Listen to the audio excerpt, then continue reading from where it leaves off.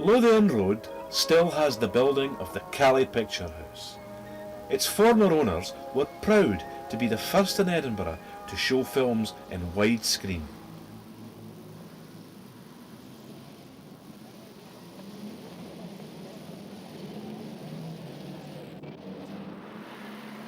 Opposite nearby Usher Hall, a converted church became the Film House, home of the city's Edinburgh Film Festival, famous throughout the world.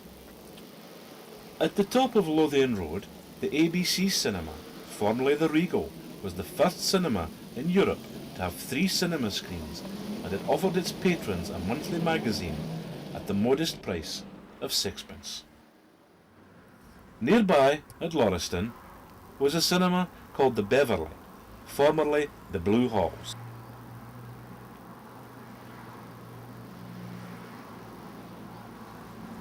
Round the corner from the Regal, we are in Fountain Bridge, where an old cinema, the Coliseum, was located next to the Palais Dance Hall, and a short walk would take us to a smaller cinema named the Toll Cross, where it was located. But the busiest picture house at Toll Cross was the Cameo, formerly the King's Cinema. It was operated by one of Edinburgh's best showmen, J.K. Poole. The Cameo was the first to show foreign films as a regular programme for Edinburgh's discriminating audiences. The Poole family also showed films at the Synod Hall at Castle Terrace. The cinema was famous for films where we had to shut our eyes and hide under Poole's infamous side-facing seats. It's alive! It's alive! It's alive! The third cinema opened by the Poole family was a luxury cinema at Gorgie, called the Roxy, which converted to a bingo hall and had strong competition from the Tivoli cinema at the other end of Gorgie Road. The Tivoli cinema was the first in Edinburgh to introduce the Mickey Mouse Movie Club for its well-attended children's matinees.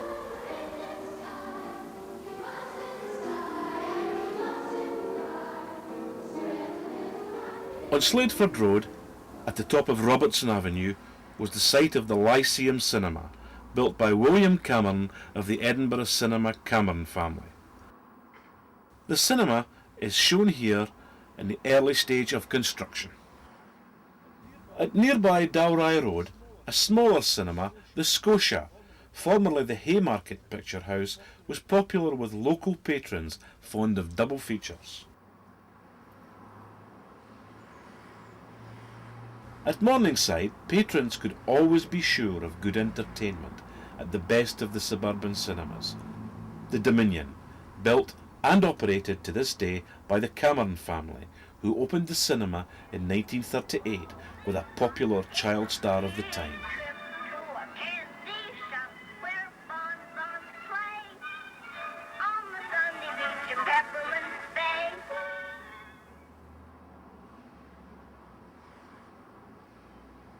Before Edinburgh's High Street became a tourist attraction, John Knox's house looked across the street at the New Palace Cinema, next to the Museum of Childhood. Now, passers-by puzzle at the word etched in stone on Edinburgh's High Street, the only reminder of the New Palace Cinema.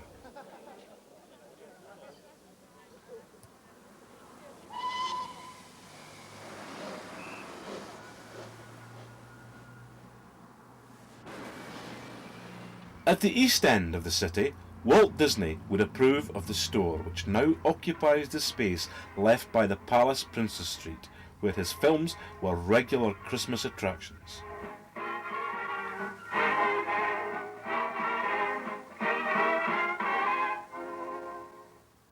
Tucked away behind the palace in St Andrew's Square was the aptly named St Andrew's Square Cinema, popular because it was near the bus station.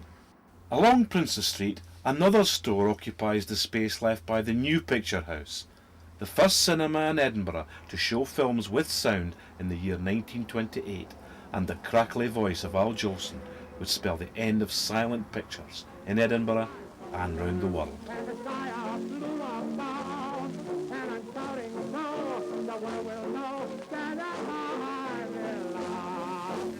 Gaumont British News, presenting the world to the world. At the west end of the city, we could pass away an hour or so at the Monsignor News Theatre, or see a feature film at the Gaumont.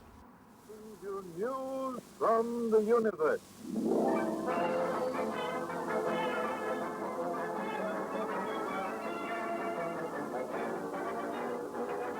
Even before television, on sunny days, Edinburgh folk liked outside entertainments.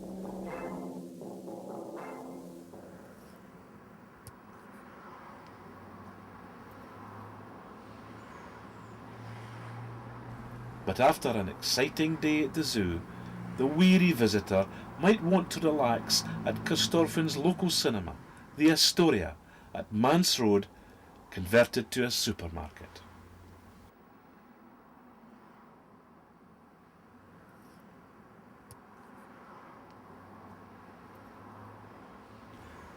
The Eastway, formerly the Picturedrome at Easter Road, was also converted to a shop, which was to be the fate of many small cinemas around the country.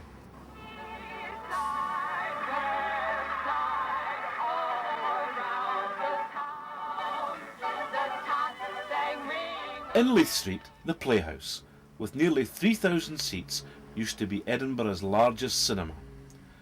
Only a few steps away was a smaller cinema, the Salon, which was sometimes short of ventilation, and an attendant would come round, scooshing lavender water over the heads of unlucky patrons.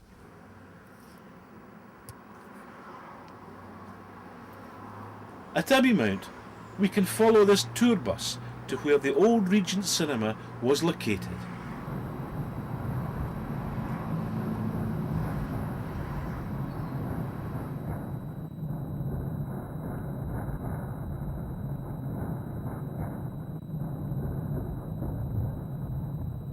The Regent was located near a railway bridge, and the cinema often shook when mainline trains or the Flying Scotsman were making up time.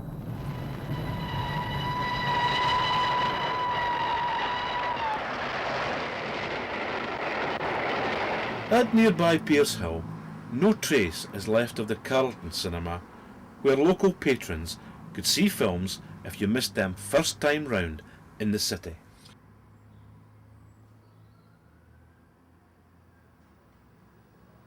Edinburgh's Salisbury Crags were always an impressive sight on the south side of the city, and a cinema was named after them, the Salisbury Cinema, which used to occupy this space on South Clark Street. But the Salisbury could never compete with a larger cinema nearby, the New Victoria, renamed the Odeon, which would over the years bring the glamour of stars and film premieres to cheering film fans.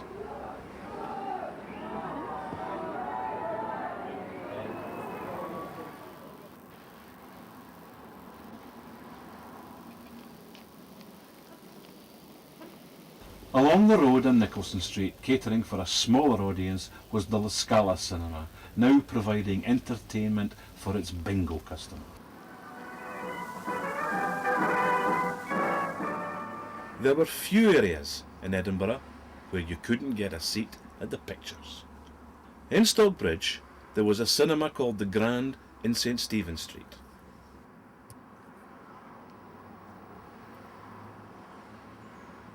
In another part of Stockbridge, not far from the Grand, in Dean Street, the old Savoy Cinema became the Tudor, operated by the ABC cinema chain, who owned another cinema within walking distance. The Ritz Cinema had been specially built for sound films in 1928. Its film equipment was almost unchanged after opening nearly 50 years before. With declining audiences, even large companies had to close many of their cinemas. Staff in the Ritz foyer wait for the last patron when the cinema closed in 1981. Where shall I go? What shall I do? Frankly, my dear, I don't give a damn.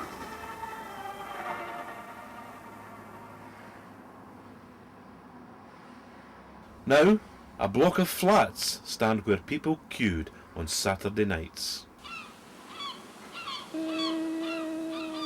If you felt the need for sea breezes, there was plenty to see along the north coast of Edinburgh.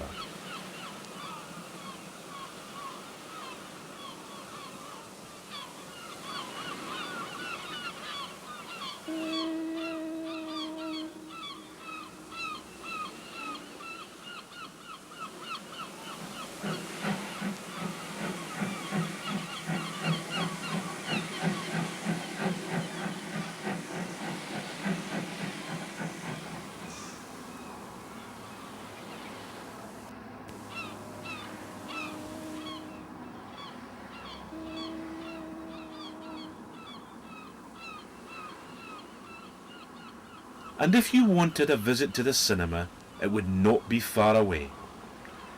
Near Granton Harbour, the Embassy Picture House was always busy with Pilton's large cinema audience.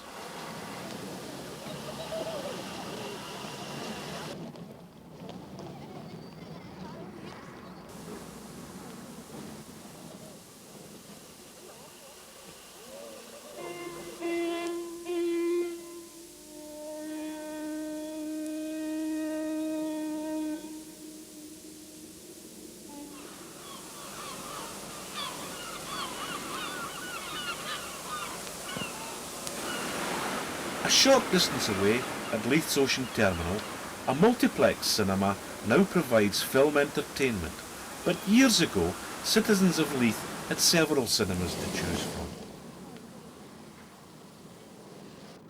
In Leith's Great Junction Street, locals could be entertained at two busy picture houses. The State Cinema was in competition with the Palace just along the street